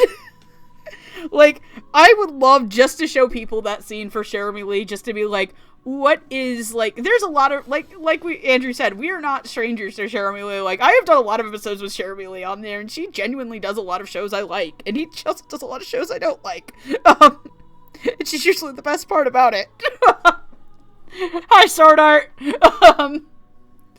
But, like, I love this performance from her, and if I ever got to see her in person again, like, I am bringing that, and I'm gonna be like, dude, your performance fucked me up. Like, in the best way possible. Oh, man, that got really tense. Yep. Alright, so we have two characters left. We're going to talk about them separately. Though, granted, our next character has 3 different voices. Because stages of life. So we're going to talk about all 3 actors for one character. Let's talk about Ariel. Ariel is Maquia's adopted son that she finds after his parents have been brutally killed by bandits, and she breaks their fingers, like trying to get something out of the crypt in Legend of the Hidden Temple. I was thinking more of a Tarzan, but very much, yeah. I wanna know, can you show me? Just all the beats from straight... These strangers like... Just all the song beats are replaced with the finger snapping. You know what? Phil Collins could probably do that. I wanna know, can you show me? Show me! I wanna know about these strangers like me. Okay. Alright, I'm done. That was bad and I feel bad. I do too. So baby Maquia. Baby Ariel. Baby Ariel. Babby Ariel! Babby. So, Ariel is this character who kind of goes through a lot, and honestly, like, he's kind of big mood for me personally. We'll get to that. Ariel's kind of big mood for me personally. So playing the younger version of Ariel is Barnaby Lafayette. Playing the teenage version of Ariel is Ryan Shanahan, and playing the adult version of Ariel is Eddie Lee. Barnaby Lafayette has no known anime credits. Ryan Shanahan is Noromochi Shimada in Fireworks, the younger voice of Shoyo Ishida in A Silent Voice, and Seishiro Sumikawa in Oko Zen. Eddie Lee you'll know as Shiro Kabuto in Mazinger Z Infinity, Moonshadow in Yu-Gi-Oh! Arc V, and Gladion in Pokemon Sun and Moon. He's the good boy that's got the Pokemon that has like a metal head, right? Yeah, he has type null. Okay, yeah, that one. Yes. I play Pokemans. Go ahead. Okay, so let's start with baby Ariel. He's cutesy, very good baby boy. Like this is a child actor, but yeah, for the most part, he sounds exactly like what he needs to do, and he's doing a very believable job. He's the right amount of childish and kind of immature, where he's telling off Dina, where he's like, "I hate you! I hate you! I hate you!" Like, for some reason, I think the thing that's funny to me about baby Ariel is that he's a baby, and he will throw down with anybody who talks shit about Maquia. He reminds me of that one John Mulaney thing. It's like, my mommy, so shut the fuck up. Do you think Ariel ever put a horse in a hospital? Oh god, that's or but I Ariel in the back, Ariel on the ship. McDonald's, Ariel, we have food at home. Anyways, back on track. I think he's like does a good job sounding cutesy and like immature, but he also sounds very poignant and soft when he needs to. Like the whole thing where he's like, I was just playing with her yesterday. How will I get to see her again? When it's about the dog that they're burying, and he just sort of casually asks if everybody dies, and you see the moments of immaturity and heartbreak, but also how much he truly cares and loves Maquia. And also, my favorite personal scene is like when Crib's telling her off, and he just bursts in, like, "Don't make my mommy cry! I'll make you cry!" Cry. Yeah. Which, A+ button. Like this tiny, like, 6-year-old's gonna shank Crib. Oh. He would have been doing us all a service. Ariel, what's that in your hand? A knife! Knife! Come on, tell me you can't see it. But yeah, Barnaby... Ariel, no! Barnaby does a really good job as a child actor. I think there's like one or two expository things where it sounds a little bit like flat, but he's like, what, a 6 or 7-year-old child? I can believe it. I don't actually know, and I'm too afraid to look. He's probably not 6 or 7 years old anymore. Ryan does a very good job sounding like this very good, stuck-up teenage voice who's trying his hardest to seem cool, but he's also just kind of... He's sort of in a mix of teenage rebellion and also kind of trying to find his relationship with Maquia, because he learned a few years ago, because Maquia told him she's not his birth mother. She adopted him through finding his birth parents who were dead. And there's this angst and insecurity to Ryan's voice, and also just the anger and doubt. And also when Ryan sounds drunk.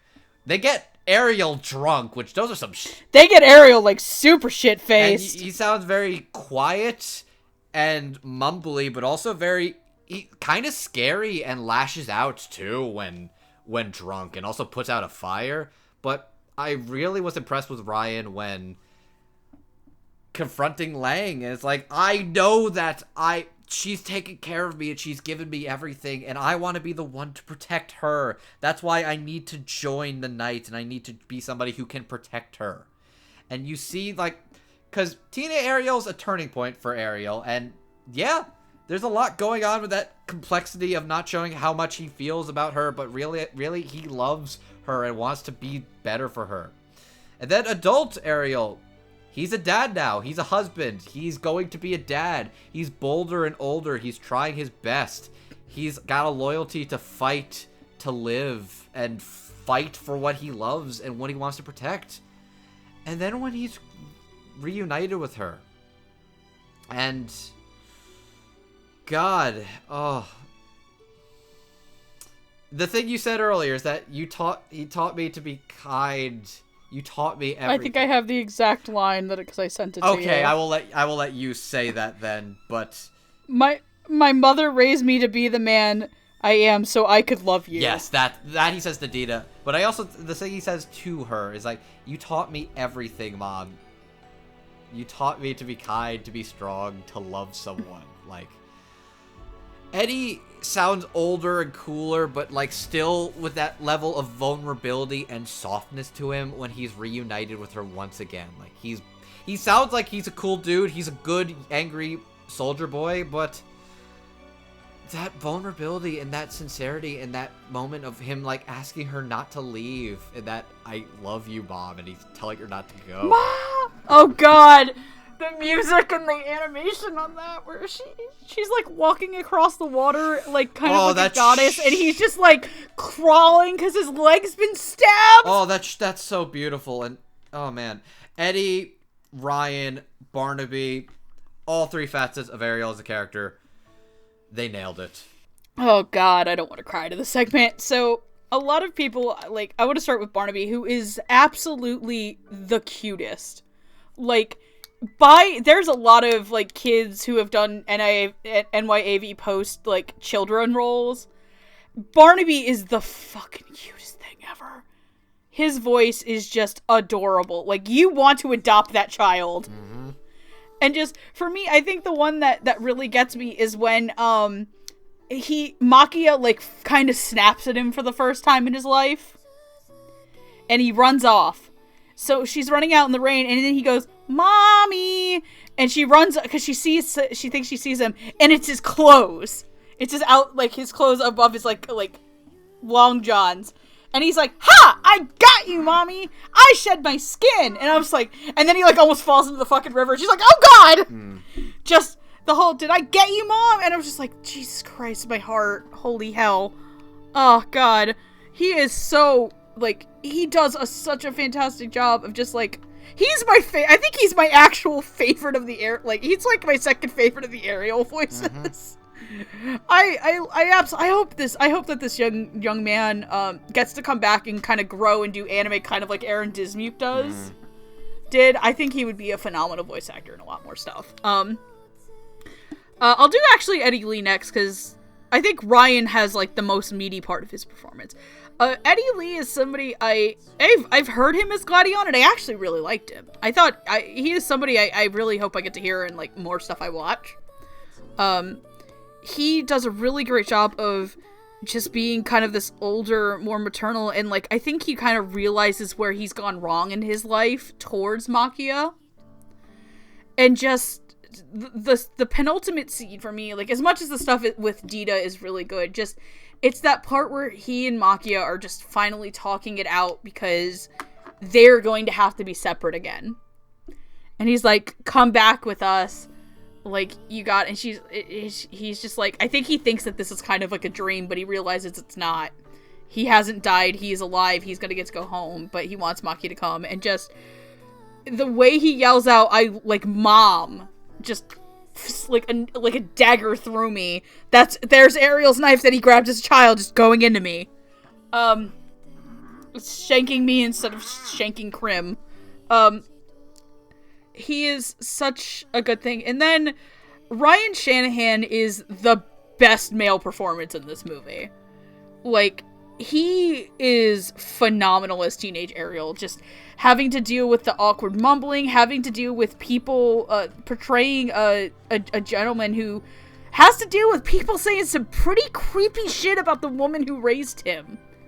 Because he's like, so one of the guys, like, I think at the bar, like, when you see them working in the minor area, goes... Mm-hmm.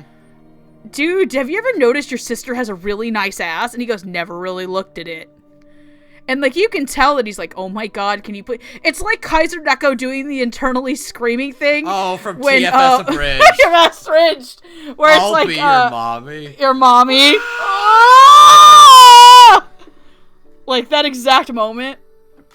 Like, and then when he gets absolutely shit-faced and he starts yelling and it's like, you're not my mom and stuff. And I know there are some people I know who get really pissed off about that moment. And there are a lot of, and this is where I brought up the whole Ame thing from Wolf Children. Let's not go too much into Wolf Children for this. But if you've ever seen Wolf Children, I think a lot of people have the genuine consensus of that, like, Ame is kind of an asshole and never has to face retribution for what he's done. Ariel does, and let's be real, like, I'm adopted, guys. Like, I've made mention of this in other episodes, like, I am adopted, and I'm not gonna lie, I have pulled that shit on my mom before. I have pulled the "you're not my real mom" card on my mom. Like, in anger. That is a genuine thing that, like, I have done, and I was a shitty teenager. Like, we do it nowadays as a joke. Like, whenever I do something stupid, my mom will blame my dad and goes, "Apple doesn't fall far from the tree." My dad's exact response is, "Not from my tree." Okay. Wow. And then when I do the, like, when he does something stupid, my mom's like, "That's your dad." I'm like, I don't have any of his genetics. So we do it back and forth to each other. It's like, we kind of shit on each other in that way. Like, but it's a thing, but, like, there's a difference between, like, doing it funny and doing it not funny, and a lot of people don't like that, like, she's done so much for him, and that, like, the movie acknowledges that, guys, and I think that Ryan really gets through that with, working off Michael Schneider as an actor. Obviously, they don't record at the same time, but just, like, he knows this. He knows he's being an asshole, but he's doing it because he doesn't know what to do. Like, you have to, like, I would imagine that this is a very kind of hard thing to go through, and just, I think Ryan knocks it out of the park, and I also hope that he's in more stuff as things go on. I know that he's kind of, like, part of me knows that they will never do it, but I would kind of hope if they ever made a Silent Voice the television series, that he would get to come back to play asshole baby Shoyo. And, like, the Shoyo that, like, slowly turns into, like, the one that we get with Robbie Damon, but, like, yeah. Okay. So, and I will say this, though, I'm very happy that these three people play Ariel, because they also do sound like they would be the same person at different points in their life. Yeah. That's something that's really hard to accomplish with 2 actors. It's even harder to accomplish with 3. I would believe that all of these are the same human being. Just like I would believe, Dita, Lang, and Medma were all the same person as well. Okay. So, all right, let's get on to the woman, the myth, the legend, the challenger for Hana in best anime mom of all time. Maquia. Maquia is our titular protagonist. She is the ERF girl who starts out at the age of 15. By the end of the movie, she's probably, like, in her 80s or 90s. Who goes from kind of alone, innocent, and naive to more understanding and accepting of the world. Playing Maquia is Xanthi Win. Xanthi Win you'll know as Mako Menma Honma in Anohana, the flower we saw that day, Miyuna Shirome in A Lull in the Sea, and Mayumi Hitami in The Dragon Pilot. Yes, all 3 of those are roles and things that Mari Okada has worked on. I'm very impressed you pulled that off. I almost forgot that Dragon Pilot was a Mari Okada show. Yeah, lady's been busy. She's got a busy workload. So Maquia. Giggity. Okay. Look, we were just talking about children. We are children. Who are we kidding? And so is Maquia. I managed to work that around. Maquia is a child who is raising another baby at the age of 15. Maquia has never done anything wrong in her entire life, and y'all know it. Like, the worst she did in the movie was she got a bit tired from work one day and was kind of harsh to the babby boy. Wasn't even tired. She was from work. She was trying to find work. Yeah, which, as somebody who's been trying to find work for a couple of months, believe me, I know that feeling. But there's the thing I find really interesting about Maquia is that Maquia is very much the epitome of she doesn't age, she doesn't change, the years go by, and she still looks like a youthful 15-year-old girl.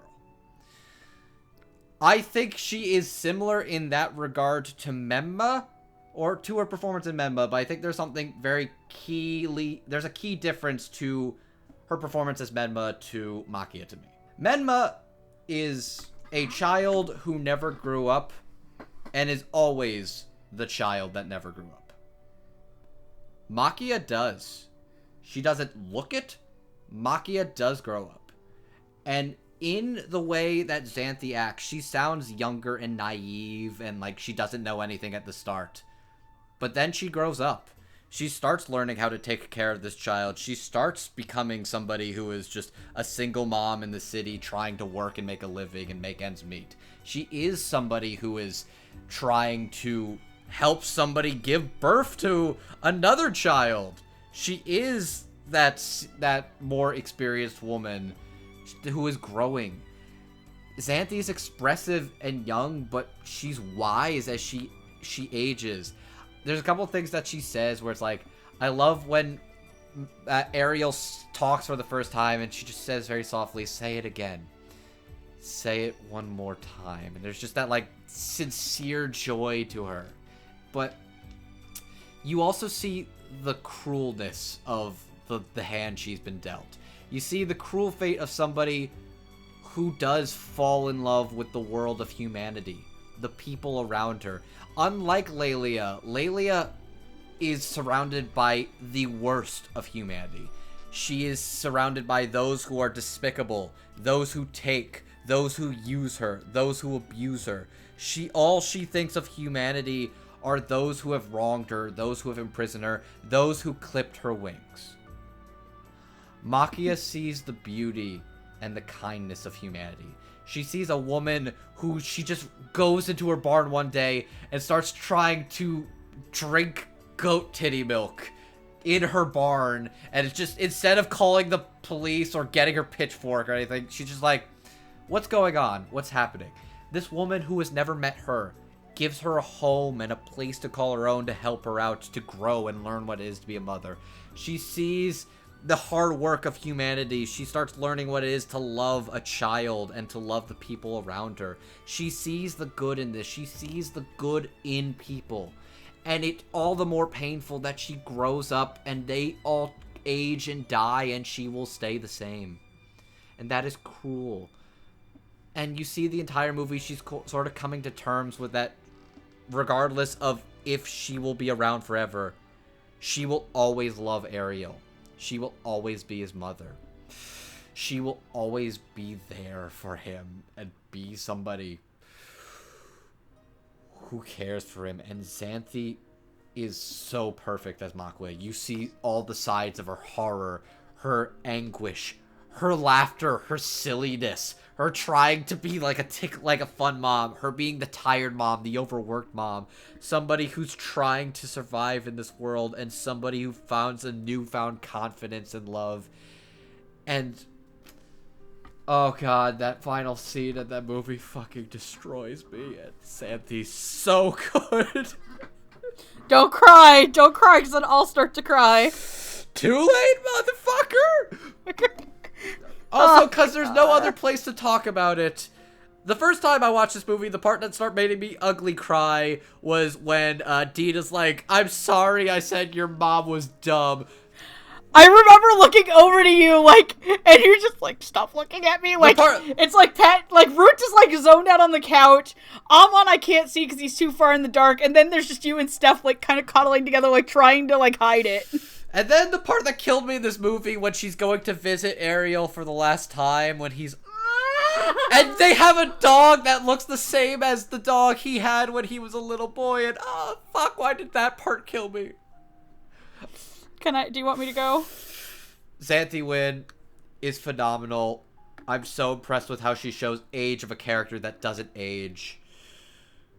God, she is the perfect role for this. Oh god, time to be an asshole at the beginning of this segment and then work to my way to good. So the first time I saw the dub, I was like, oh god, this is really weird because I can't stop hearing Menma.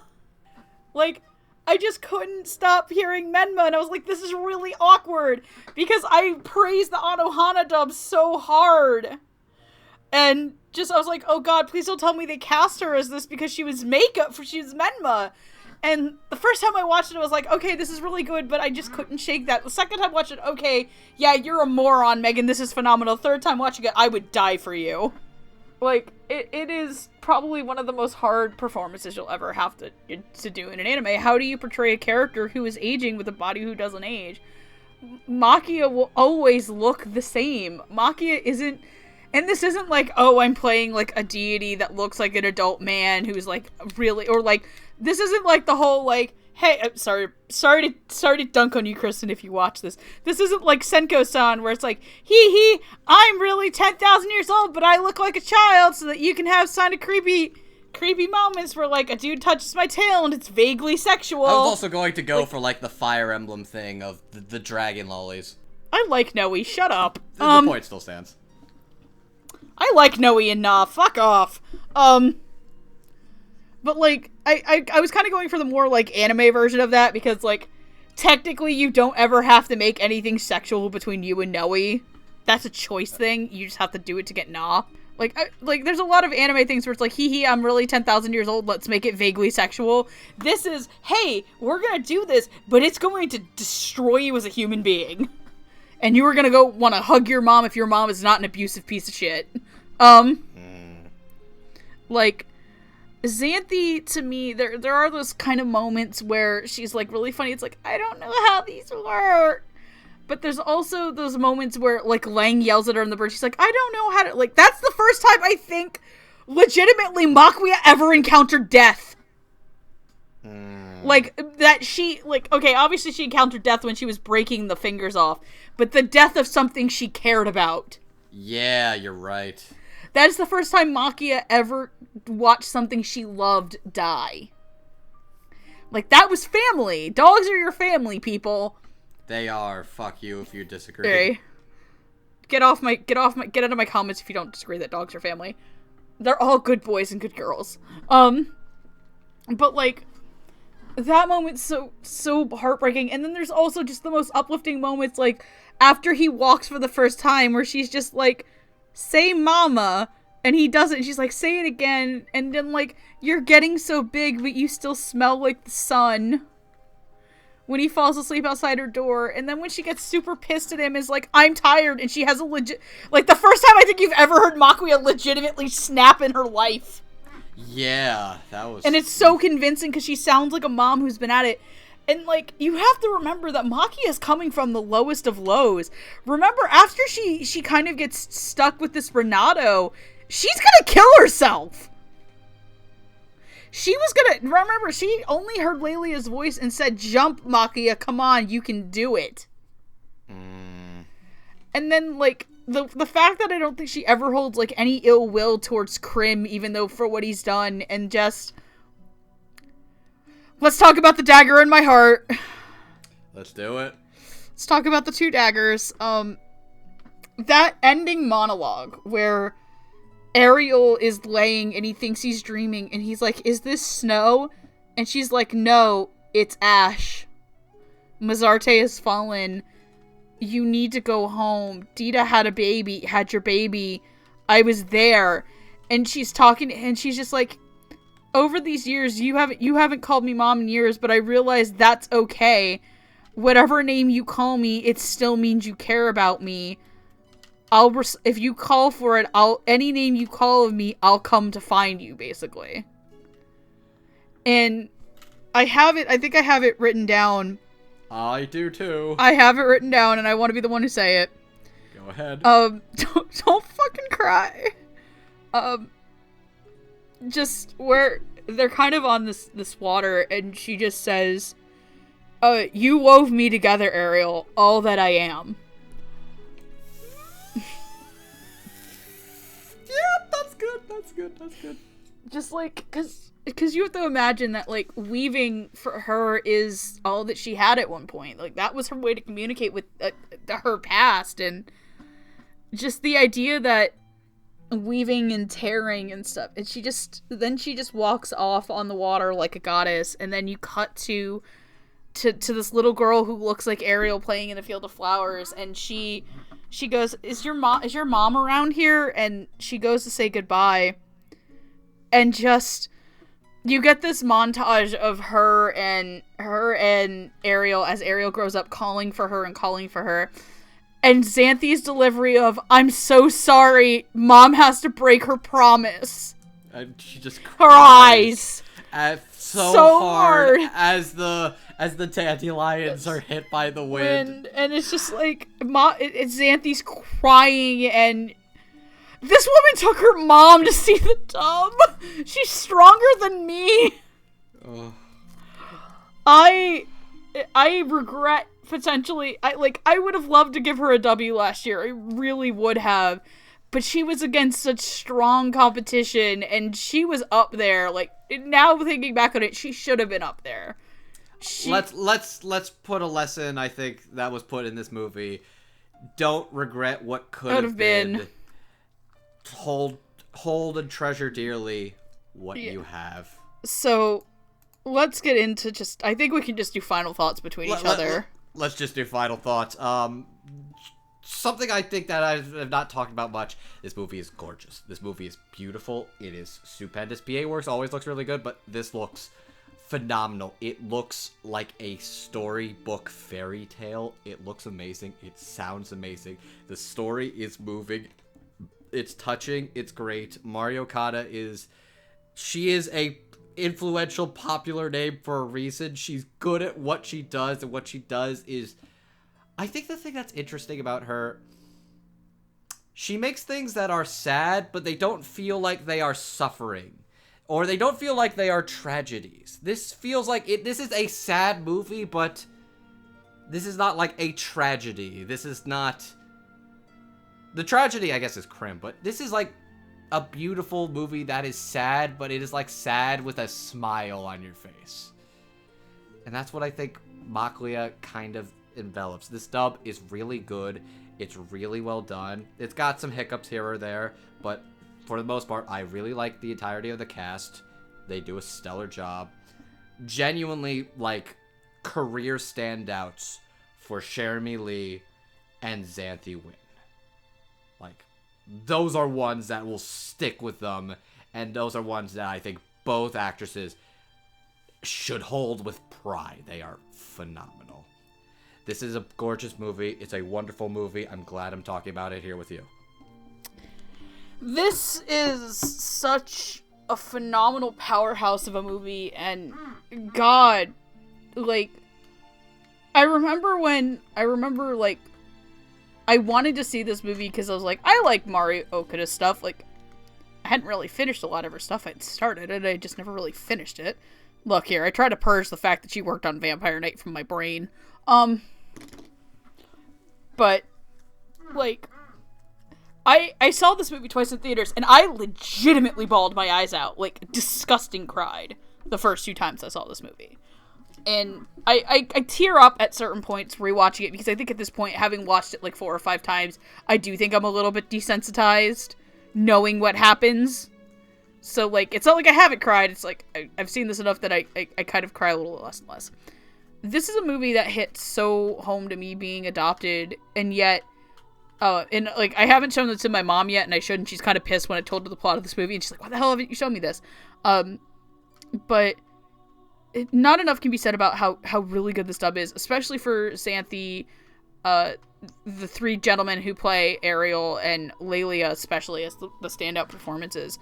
I think that this is a movie that you could sit and talk about just the socio-political stuff that goes on in it, just the story, the implications. Like, we were getting into it, and this is the first time, like, I think I've ever, like, actually had a discussion about this movie in that fashion with another person, because, like, yeah, everyone wants to talk about, like, the mom aspect of it, and, like, this is such a heartwarming, uplifting film. Like, even other people I know who review this, I know, it's weird to shill out other people who aren't on this. Glass Reflections is a really good review of this movie, and you should go fucking watch his video on it. Please go watch Okada shit on this. He talks about how this movie has a lot going on with it, and I think the adaptation team and the performances here really work well with it. Like I said, there's one performance I think I would prefer in the Japanese a little bit better, but that's not saying it's bad, it's a personal preference thing. Overall, this is a great dub. This is a phenomenal movie. Like, you are doing yourself a disservice as to not watch this movie. Like, please watch it. Like, it's $3 to rent on YouTube. You can get it for $20 at, like, on the regular edition at, like, Walmart. You're, like, at Best Buy and shit. Like, please watch this movie. Like, I don't know why you have sat through how long this episode is and not watched this movie. So, By the time you have sat through this whole episode and not watched it, you have watched the actual entire length of the movie already. We're sorry, not really.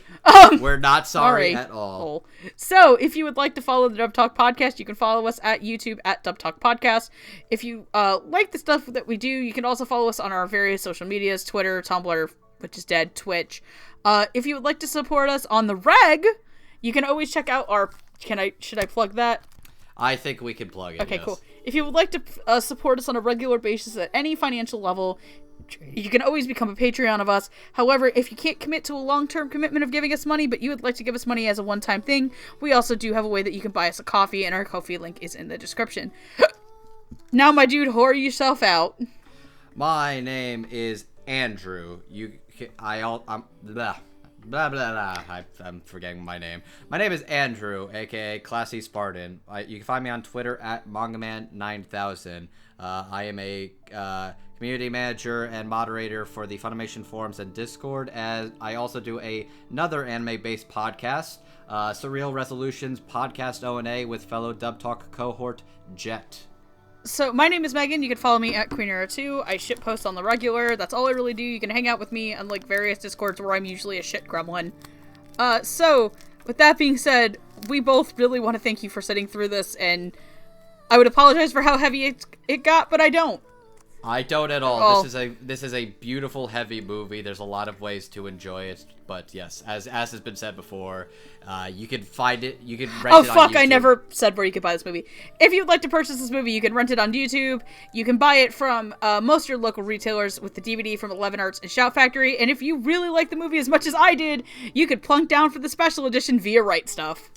Point is, this is a wonderful movie. Please support the official release from Shout Factory, 11 Arts, Nozomi Entertainment, wherever you can watch this movie legally. So, with that being said, we want to bid you a good night. If you are still on speaking terms with your mom, please go hug your mom for us. Please do. And if you're not, I'm your new mom now. We are your new mom now. Including him. Anyway, indeed, including me. Anyways, thank you all for watching. Please tune in for more Dub Talks, Summer of the Movies, and tune into more of our stuff. But thank you very much. Mm-hmm. Thank you very much, and otaku on, my friends. Good night. Good night. 一度笑って